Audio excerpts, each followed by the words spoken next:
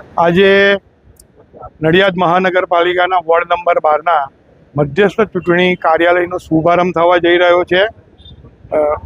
કાર્યાલયનો શુભારંભ ખૂબ નવતર પ્રયોગથી આજે અમોએ કર્યો છે.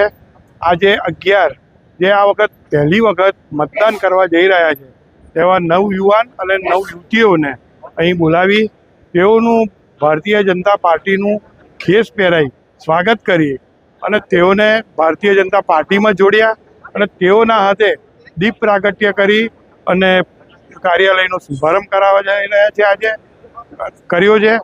તો આવનારા સમયમાં વોર્ડ નંબર 12માં 4 ઉમેદવાર જેઓનું નિશાન કમળ છે તેઓને વોર્ડ નંબર 12માં ખૂબ જંગી બહુમતીથી જીતાડવામાં આવે અને તેઓને ખૂબ પ્રચંડ બહુમત સાંપડે એવી સૌ 12 નંબરના મતદારોને અપીલ કરું છું. આભાર.